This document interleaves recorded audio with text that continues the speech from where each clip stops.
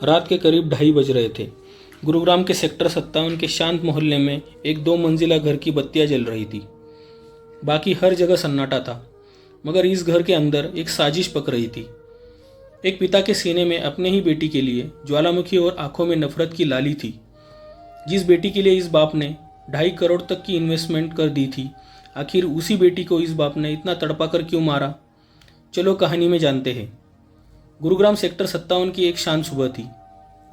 हवा हल्की गर्म थी, लेकिन उस 2 मंजिला मकान के भीतर एक ऐसा तूफान उमड़ रहा था जिसने एक उभरती हुई टेनिस स्टार की जिंदगी का खेल हमेशा के लिए खत्म कर दिया। उस घर में रहती थी राधिका यादव, 25 साल की, स्मार्ट, मेहनती, आत्मनिर्भर और लाखों लड़कियों की प्रेरणा। वो भारत की उन चुनिंदा टेनिस खिलाड़ियों में से थी जिसने सिर्फ देश नहीं बल्कि विदेशों में भी अपने खेल से पहचान बनाई थी। इंटरनेशनल डबल्स रैंकिंग में उसका नंबर 113 था और सोशल मीडिया पर उसके लाखों चाहने वाले थे। लेकिन क्या कोई सोच सकता था कि इतनी तेज दौड़ती जिंदगी अचानक अपने ही पिता की गोलियों से रुक जाएगी? राधिका ने अपने करियर की शुरुआत 15 साल की उम्र में की, जब उसने हरियाणा स्टेट टेनिस चैंपियनशिप में गोल्ड मेडल जीता। उसके पिता दीपक यादव उस समय के उसके सबसे बड़े समर्थक थे। उन्होंने सब कुछ किया, महंगे कोच लगाए, विदेश भेजा, करोड़ों रुपए खर्च किए, बेटी को ओलंपिक स्टार बनाने का सपना देखा।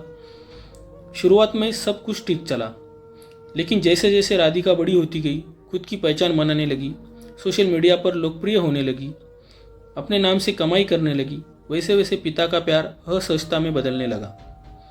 राधिका अब सिर्फ खिलाड़ी नहीं, वह अब ट्रेनर भी थी। अपनी खुद की ऑनलाइन कोचिंग चलाती थी, इंस्टाग्राम पर फिटनेस रील्स बनाती थी। वह स्वतंत्र थी, आत्मनिर्भर थी, और यही बात दीपक यादव को खटकने लगी थी। लोगों ने कहना शुरू कर दिया था, बेटी कमाती है और बाप खाता है। यह बात दीपक के आत्मसम्मान को चोट पहुंचाने लगी। उसका घमंड धीरे धीरे जहर बन गया। वह दिन रात इसी बात को लेकर चिढ़ता रहता, गुस्से में चिल्लाता, बात बात पर राधिका को ताने देता, तू अब मुझे कुछ मत सिखा, तू बस पैसे गिन और अपने वीडियो बना। एक रात जब घर में सिर्फ चाय की केतली की सीटी सुनाई दे रही थी, दीपक राधिका के कमरे में आया। हाथ में रील्स की एक प्रिंटेड फोटो थी।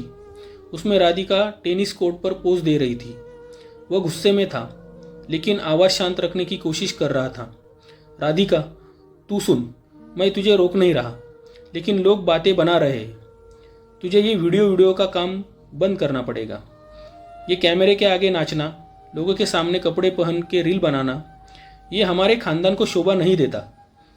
राधिका ने अपने मोबाइल का कैमरा बंद किया और बोली, पापा, ये मेरा करियर है, मैं फिटनेस ट्रेनर भी हूँ, लोग मुझसे सीखते हैं, मैं नाचती नहीं सिखाती हूँ, और अगर आपको लगता है कि लोग क्या कहेंगे वही सही है, तो फिर आपने मुझे टेनिस खेलने क्यों दिया था? दीपक को इस बात ने अंदर तक झकझोर दिया था। उसका चेहरा सख्त हो गया। उसने एक गहरी सांस ली और बिना कुछ कहे कमरे से बाहर चला गया, लेकिन उसके मन में वो जवाब एक कटार की तरह गड़ गया। राधिका समझती थी कि पापा अब पहले जैसे नहीं रहे। उसने माँ से कहा, माँ, पापा अब मुझसे नज़रें नहीं मिलाते, जैसे मैं उनके लिए शर्म की वजह बन गई हूँ। माँ बीमार थी, बिस्तर पर पड़ी रहती थी, चल फिर नहीं सकती थी। उन्होंने सिर्फ इतना कहा, तू ज़्यादा सोचती है बेटा, सब ठीक हो जाएगा। लेकिन कुछ ठीक नहीं था। 9 जुलाई की रात दीपक यादव अपने कमरे में अकेले बैठा था। उसके हाथ में एक पुरानी तस्वीर थी। उसमें राधिका मुस्कुरा रही थी, उसके पहले ट्रॉफी के साथ। लेकिन दीपक की आंखें उस तस्वीर में प्यार नहीं, गुस्से और जलन से भरी थी। उसने खुद से कहा, अब तू मेरी बेटी नहीं, तू मेरा अपमान बन चुकी है, तुझसे छुटकारा पाना ही पड़ेगा। 10 जुलाई की सुबह आई। सब कुछ शांत था। राधिका सुबह 9:30 बजे उठी। उसने माँ के लिए खाना तैयार किया, दाल गैस पर चढ़ा दी, फिर किचन के एक कोने में रखे फ़ोन को उठाया और एक इंस्टाग्राम रील बनाने लगी। उसने ट्राइपॉड पर मोबाइल सेट किया, कैमरा चालू किया और मुस्कुराते हुए ट्रेनिंग क्लिप्स की रील रिकॉर्ड करने लगी। तभी पीछे से उसके पिता दीपक यादव आया। उसकी चाल धीमी थी, हाथ में उसकी लाइसेंसी रिवॉल्वर थी। राधिका को उसकी मौजूदगी का आभास तक नहीं हुआ और अचानक धाए, पहली गोली उसकी पीठ में लगी। दूसरी गोली उसके कंधे के पास। तीसरी गोली, राधिका अब तक ज़मीन पर गिर चुकी थी।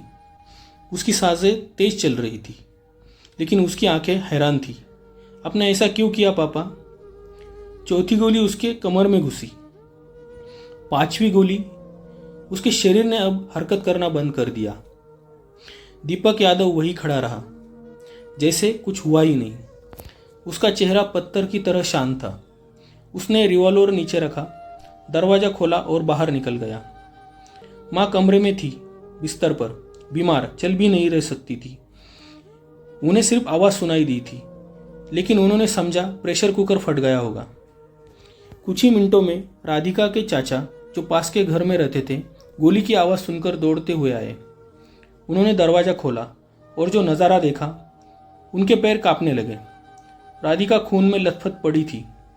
दीपक वही खड़ा था, बिल्कुल शांत, जैसे कोई काम खत्म करके आराम कर रहा हो।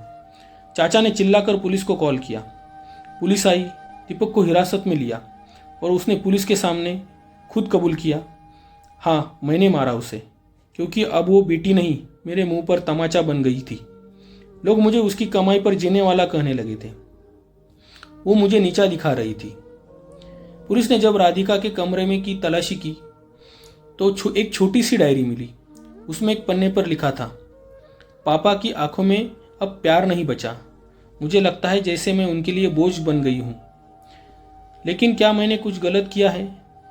मैं बस जी रही हूँ अपने दम पर। पोस्टमार्टम रिपोर्ट में स्पष्ट आया, राधिका को 5 गोलियां मारी गई थी, जिनमें से 4 शरीर से निकाली गई और एक स्पाइन में फंसी मिली। शरीर पर संघर्ष का कोई निशान नहीं था। यह साफ साफ एक सुनियोजित हत्या थी। कोई गुस्से में की गई गलती नहीं, बल्कि सोच समझकर किया गया खून। राधिका का अंतिम संस्कार उसी दिन शाम को हुआ। माँ बेहोश थी। भाई और चाचा ने शव को कंधा दिया। पूरे मोहल्ले में मातम था।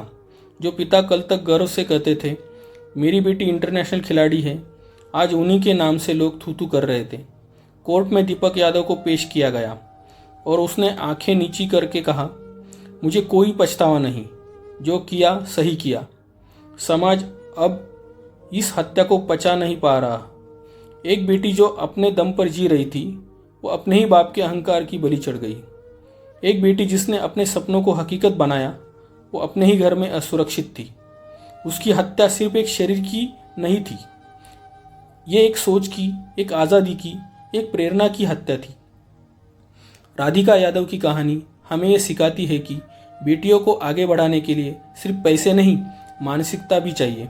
अगर बाप बेटी की उड़ान से डरने लगे तो वो बाप कहलाने के लायक नहीं। ये कहानी खत्म हो गई है, लेकिन उसका सवाल अब भी जिंदा है। क्या हर बेटी को अपनी पहचान बनाने की कीमत अपनी जान देकर चुकानी पड़ेगी? इस घटना के बारे में आप लोगों की राय वीडियो के नीचे कमेंट में ज़रूर बताना।